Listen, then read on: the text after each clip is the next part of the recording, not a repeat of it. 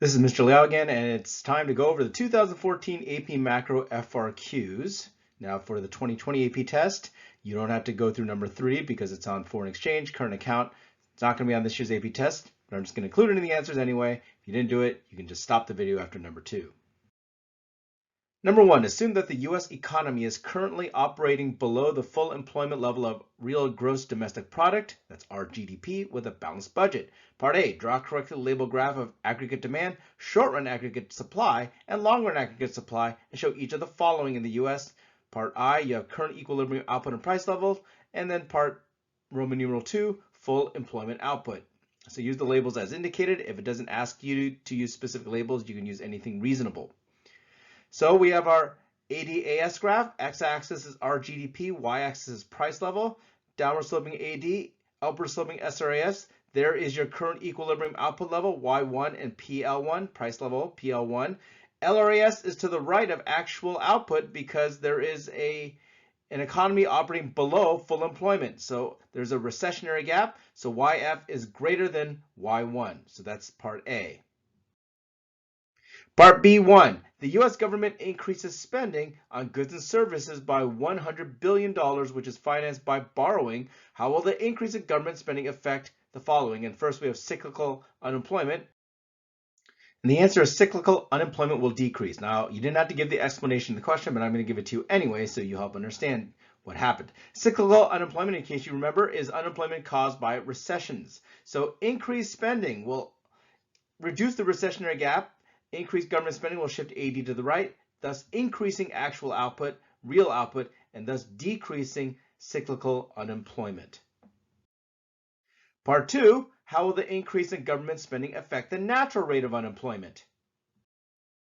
And the answer is the natural rate of unemployment won't change. NRU only changes if there is a change in LRAS, and an increase in government spending will not lead to a long-run change in potential real output. Remember, the only thing that'll change LRAS is an increase in productivity or an increase in investment in capital stock, which leads to a long-run aggregate supply increase. Part C, if the marginal propensity to consume is equal to 0.75, calculate the maximum possible change in our GDP that could result from the $100 billion increase in government spending. So here's the spending multiplier. It's 1 over 1 minus MPC, which in this case is 4. So the maximum change in spending is equal to the initial change in spending times the spending multiplier. So the maximum change is equal to $100 billion times 4 for a total of $400 billion. That is the maximum possible change. If everybody consumes at that level of propensity, that's the total maximum change. Part D, using a correctly labeled graph of the loanable funds market, show the effect of the $100 billion increase in government spending on the real interest rate. So they told you what's going to go on the y-axis for loanable funds. It's real interest rate. The x-axis is the quantity of loanable funds. Downward sloping demand, upward sloping supply. There's your initial equilibrium and initial real interest rate.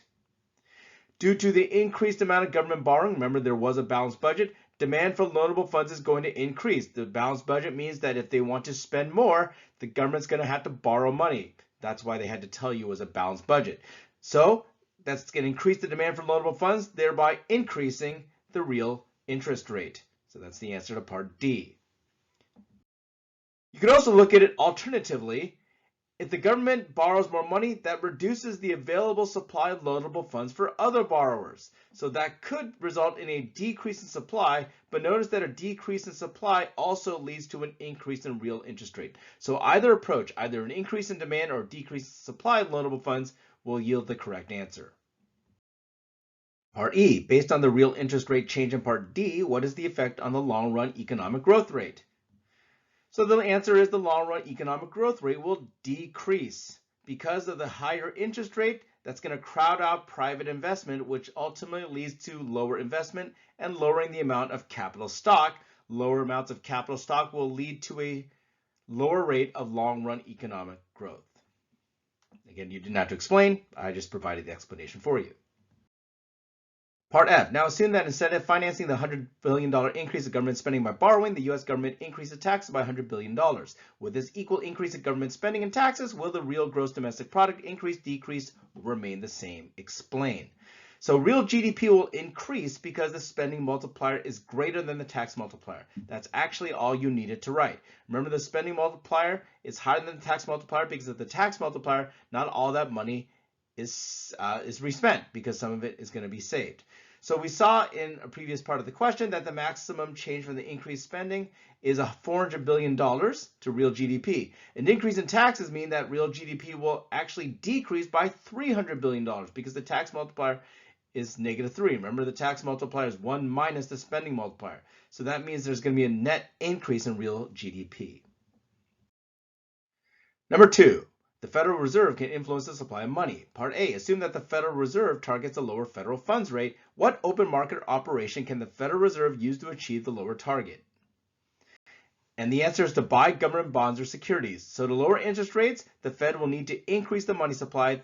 The open market operation that does that is to buy government bonds. Now notice it asks about an open market operation. So if you put lower the discount rate or you put lower the reserve requirement, those would be incorrect because those are not tools of open market operation. Those are other tools that the Federal Reserve has, but they are not open market operations. A2, given your answer to part A1, what will happen to the price of government bonds? Now remember, bond prices and interest rates are inversely related. Again, you don't have to understand why.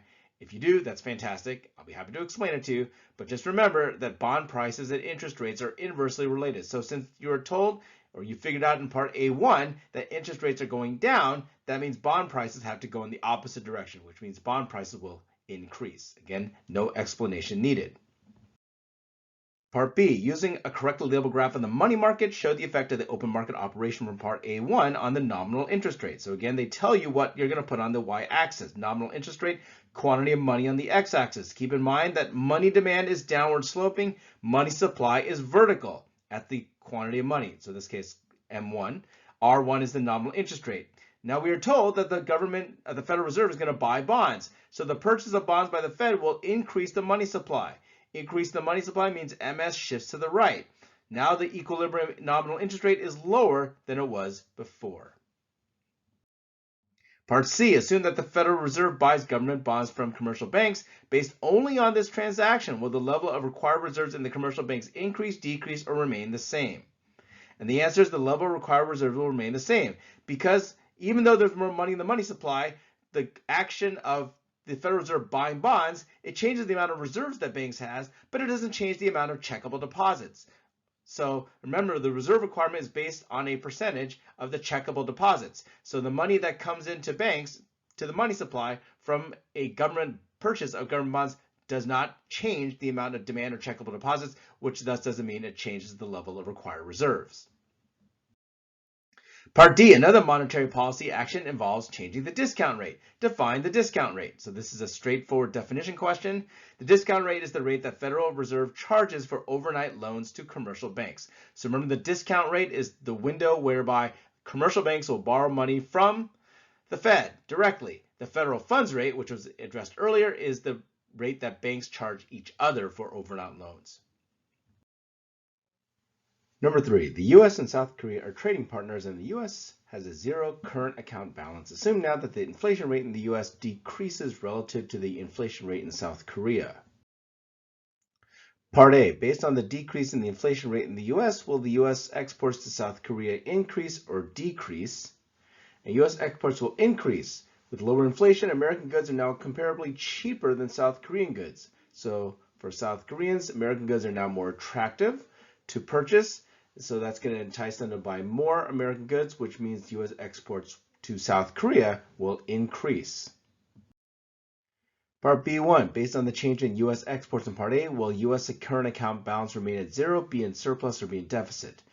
So the U.S. current account balance will be in surplus. Remember, current account balance includes balance of trade. So if exports goes up, that's a credit to the current account, which means current account balance moves towards surplus. So with exports increasing, net exports will also increase, like I said, to the credit of the current account balance, which means the current account balance will be in surplus. B2, what will happen to real gross domestic product in the U.S. in the short run? Explain. So it says net exports will increase, that shifts AD to the right, which increases AD, which means price level and real GDP both increase, so that's U.S. real GDP will increase in the short run. Part C, the South Korean currency is the won. Draw a correctly labeled graph of the foreign exchange market for the U.S. dollar. Show the effect of the lower inflation rate in the U.S. on the won price per dollar. So here's the graph for the U.S. dollar. On the y-axis, it's won per dollar, and on the x-axis is the quantity of dollars. There's our exchange rate, demand and supply of the dollar, and the quantity of dollars. So the lower inflation rate means that U.S. net exports increases, so South Koreans are going to need more dollars to buy those American goods. So that's going to increase the demand for the U.S. dollar. So the dollar demand shifts to the right, showing that the value of the U.S. dollar will appreciate. So that's it for the 2014 questions. If you have any questions, let me know.